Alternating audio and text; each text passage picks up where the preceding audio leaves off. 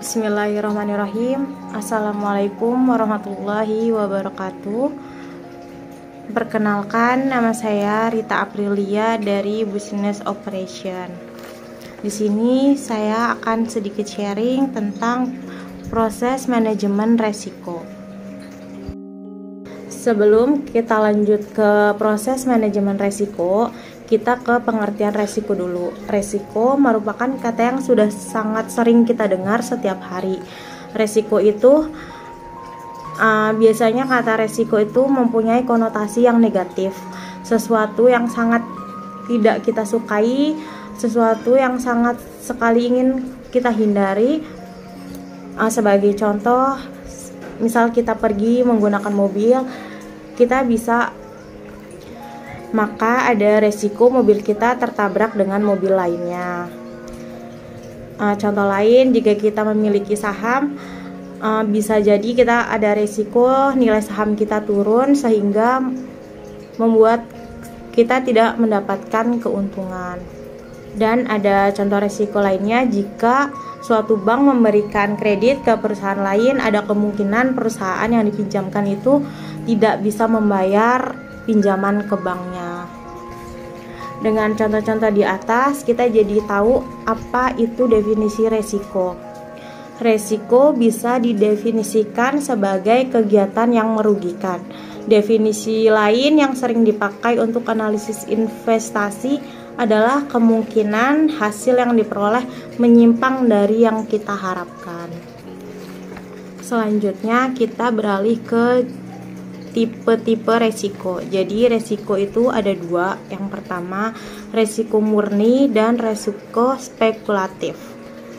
Yang pertama itu resiko murni atau pure risk adalah resiko di mana kemungkinan kerugian ada tetapi kemungkinan keuntungan tidak ada. Jadi kita membicarakan potensi kerugian untuk resiko tipe ini. Beberapa contoh resiko tipe ini adalah resiko kecelakaan, kebakaran, dan semacamnya. Contoh lainnya adalah resiko banjir yang menghantam rumah kita. Untuk yang kedua, resiko spekulatif adalah resiko di mana kita mengharapkan terjadinya kerugian dan juga keuntungan. Potensi kerugian dan keuntungan dibicarakan dengan jenis resiko ini. Contoh tipe resiko ini adalah usaha bisnis. Dalam kegiatan bisnis, kita mengharapkan keuntungan meskipun ada saja potensi untuk merugi. Contoh lainnya, pada saat kita memegang saham atau membeli saham, kita mengharapkan harga saham itu naik, tapi bisa saja harga saham itu menjadi turun sehingga membuat kita menjadi tidak untung, bahkan kita merugi.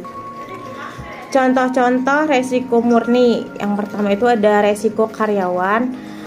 Definisinya, resiko karena karyawan organisasi mengalami peristiwa yang merugikan. Sebagai ilustrasinya, kecelakaan kerja mengakibatkan karyawan cedera, kegiatan operasional perusahaan jadi terganggu. Lalu ada resiko aset fisik. Resiko ini definisinya resiko yang terjadi karena kejadian tertentu berakibat buruk pada aset fisik organisasi. Ilustrasinya, kebakaran yang melanda gudang atau bangunan perusahaan. Banjir mengakibatkan kerusakan pada bangunan dan peralatan perusahaan. Dan yang tiga ada resiko legal. Untuk definisinya, resiko kontrak tidak sesuai yang diharapkan, dokumentasi yang tidak benar. Untuk ilustrasinya, terjadi perselisihan antara perusahaan, sehingga perusahaan lain menuntut ganti rugi yang signifikan. Lalu contoh-contoh resiko spekulatif. Yang pertama itu ada resiko pasar.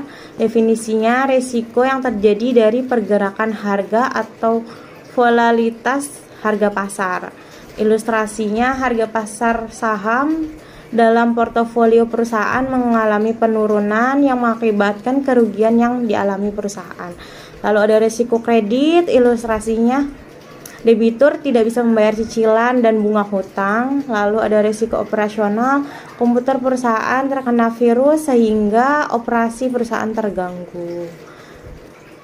Mungkin cukup saja kita bahas di resiko. Kita lanjut untuk ke manajemen resiko. Manajemen resiko adalah seperangkat kebijakan, prosedur yang lengkap yang mempunyai organisasi untuk mengelola, memonitor, dan mengendalikan eksposur organisasi terhadap resiko. Ini menurut SBC Workbook The Practice of Risk Management Euromoney Book 2004. Untuk tujuan manajemen resiko sendiri itu bertujuan untuk mengelola resiko tersebut sehingga kita bisa memperoleh hasil yang paling optimal. Dalam konteks organisasi juga akan menghadapi banyak resiko. Jika organisasi tersebut tidak bisa mengelola resiko dengan baik, maka organisasi tersebut bisa mengalami kerugian yang signifikan. Oleh karena itu, resiko yang dihadapi oleh organisasi tersebut harus dikelola agar organisasi bisa bertahan atau barangkali bisa mengoptimalkan resiko tersebut. Perusahaan seringkali secara sengaja mengambil resiko tertentu karena melihat potensi keuntungan di balik resiko tersebut. Mungkin segitu saja pembahasan kita tentang resiko. Mungkin segitu dulu ya. Nanti kita bisa lanjut di next video. Sekian dari saya. Mohon maaf jika banyak kekurangan. Saya akhiri. Billahi taufik wal hidayah. Wassalamualaikum warahmatullahi wabarakatuh.